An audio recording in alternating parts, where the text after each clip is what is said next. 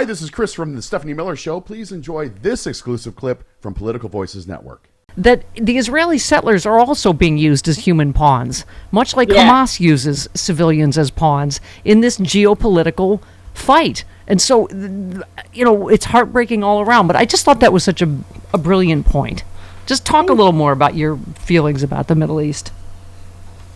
Well, we remain shocked that Jared didn't solve it. Yes. Yeah, I thought that would be your first. Yeah. I mean, because that's what we were told. We were told that. I'm just shocked. But I think overall, there's just this war has brought up so many different feelings about it, because the reality is it's a very complicated situation, but it's also a very simple one. Like, we can't correct evil with evil. We can't solve problems with the same tools that got us into the problem. And I look at this situation and we feel such pain because the people who are really being hurt, they didn't do this. Yeah. No. And John's made this point that this is like, we've been consistent, I think, on the left. We were against, the Iraq war because they were, we invaded a country that didn't attack us. I was glad the presidents brought that up, that, America made mistakes after 9/11. But there is a through line, right, to, this is why Glenn, it's so important. We keep the main question for Glenn: when is that orange mother going to jail? Because obviously he drew a line. What do you call it? He shared Israeli intelligence with the Russians. Can you imagine if Trump who gave it to Iran and Hamas? Right? But some of the Wagner group, they trained Hamas. It may have been funded by Russian money. So it's all one story, right? Absolutely, it absolutely is. Yeah. And I don't think you need to worry about consistency, because that is not something that the Republicans traffic in. Okay? They are not worried about consistency. But Glenn, this is why he's not just, we always say, a clear and present danger, an American national security threat. I think he's an international security threat, don't you? Yeah. If you want more of what you saw during the Trump years and the aftermath of the Trump years, then decline to hold Trump accountable, right? Then, and John and I were talking about this, I believe Trump will go to prison. I believe it to my core, because I believe in Jack Smith and his team of prosecutors. And if all Angela, stop boberting yourself. We can see you. You're on camera. Think about it. If all you do is run Donald Trump through the courts and sentence him to home detention, that's basically sentencing somebody to binge watch Netflix and order DoorDash. That is no kind of punishment, no kind of escorts in golf too, Glenn. Yeah, in fairness, no kind of accountability, and all you're doing is giving the green light to tomorrow's aspiring dictator to do it all again, because he will know, well, at the end of the day, even if I do this, even if I damage our democracy, even if I kill the American people, courtesy of avoidable COVID deaths, you know what? All I'm going to be sentenced to is to go home and watch Netflix and order DoorDash. Yeah. Well, then that is a recipe for tomorrow's aspiring dictator. I know that you don't have any thoughts, Frangela, on two systems of justice in America, so I'll just skip over you. Steph, this is my thing. I've had to spend my entire life watching people be prosecuted for very, very low-level crimes to the hilt of the law. Watching 9-year-old black kids get charged as adults for crimes. I will not sit here and watch Donald Trump walk free. Yep. Yeah.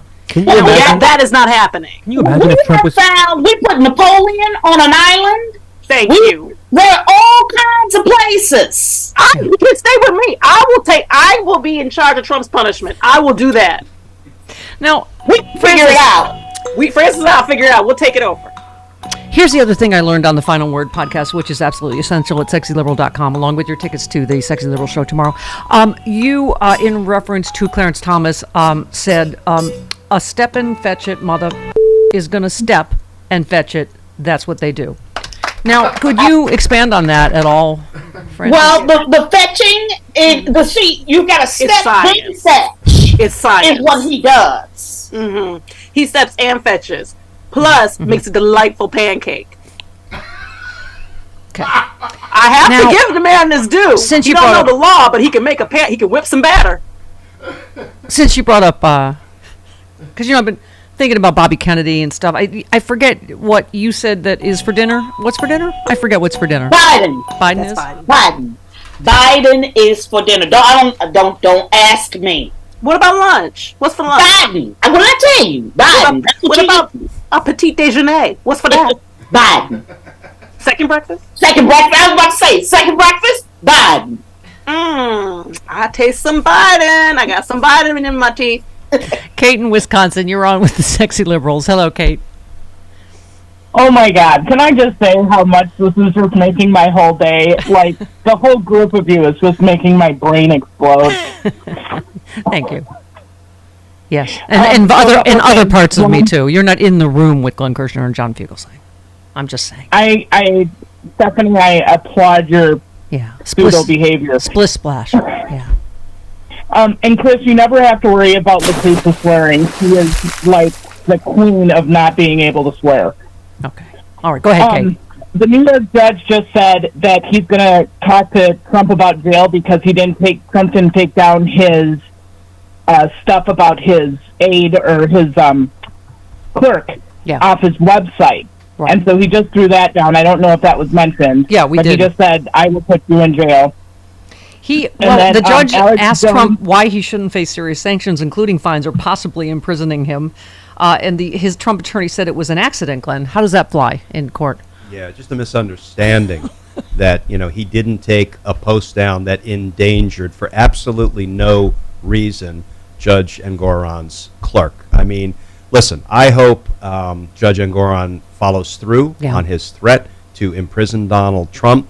But as we were discussing, he will be sanctioned. I don't know that it will be prison, but it's going to make it easier to put him in prison, to revoke him on pretrial release, to put him in pretrial detention down in D.C.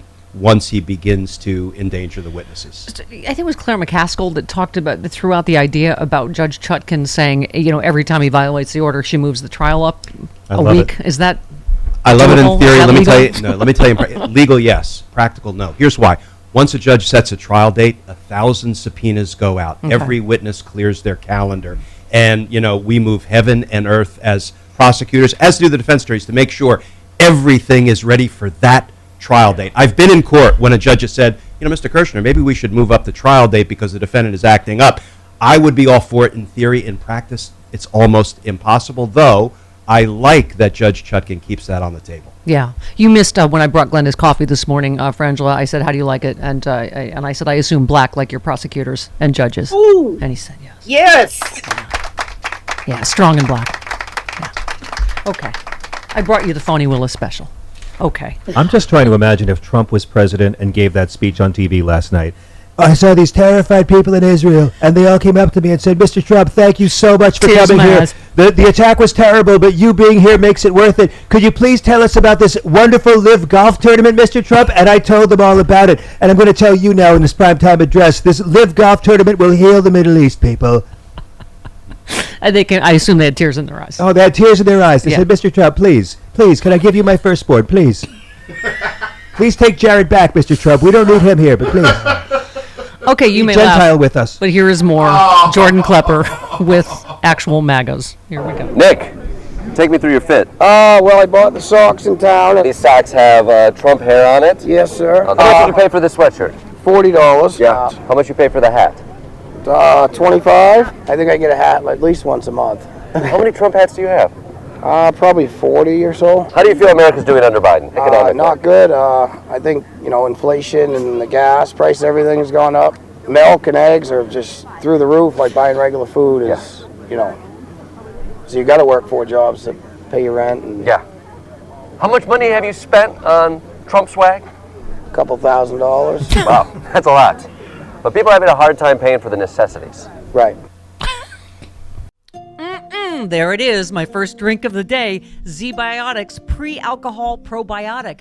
Many of you know my story. I stopped drinking wine for 3 years during COVID, during the lockdown as part of a health reset. Now I drink wine in moderation, but this is an amazing new product. I've always believed in probiotics. And Z-Biotics, check this out. You drink just one of these. It's the world's first genetically engineered probiotic. It was invented by PhD scientists to tackle rough mornings after drinking. I am using this and I feel great in the morning. I don't have to worry if I have an extra glass of wine. I still feel great in the morning. Here's how it works. When you drink, alcohol gets converted into a toxic byproduct in the gut.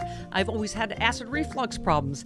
It is this byproduct, not dehydration, that's to blame for your rough next day. Z-Biotics produces an enzyme to break this byproduct down. All I know is it works. It is Z-Biotics pre-alcohol probiotic. Go to zbiotics.com/politicalvoices or scan the QR code on the screen right now.